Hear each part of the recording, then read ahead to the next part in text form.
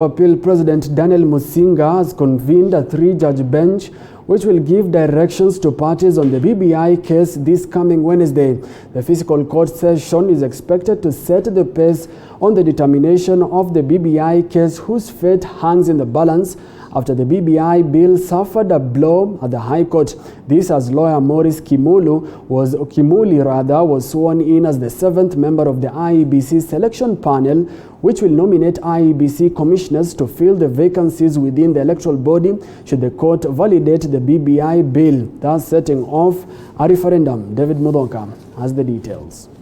With the clock ticking and tension rising among BBI proponents over the fate of the BBI bill, 3 Court of Appeal judges will on Wednesday preside over a case management conference which will give directions to parties on the BBI case.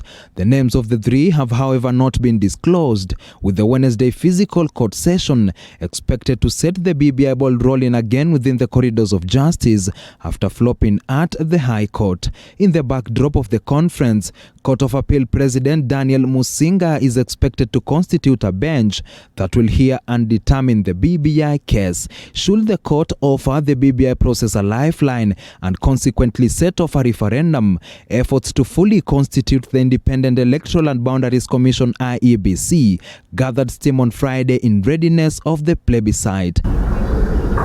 In the High Court ruling, the IEBC had been declared unconstitutional to conduct a BBI referendum owing to vacancies at its commissioner level.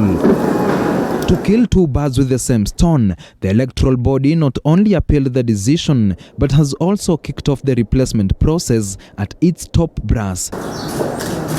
The process received a boost on Friday after lawyer Maurice Kimuli was sworn in as the final member of the IEBC selection panel that will spearhead the nomination of 4 new commissioners out of the 669 candidates that have shown interest. I will faithfully and fully, impartially, and to the best of my ability, discharge the trust and perform the functions and exercise the powers devolving upon me by virtue of this appointment without fear, favor, bias, affection, ill will, or prejudice. We are now legally constituted to be able to perform the important task that has been given to us.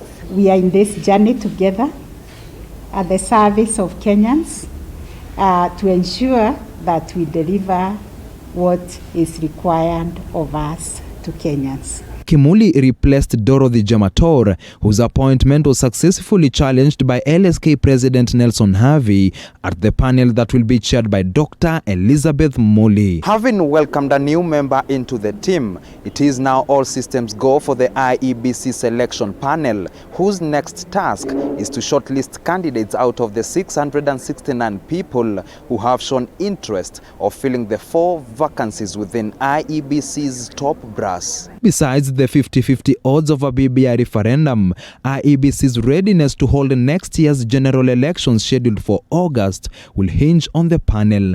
This as BBI proponents exuded optimism in the likelihood of a BBI referendum, dismissing talk of a change of constitution through parliamentary initiative. According to lawmaker Moses Kajwang, the BBI process was a one-way ticket, culminating in a referendum. And I believe that we still have time to deliver those.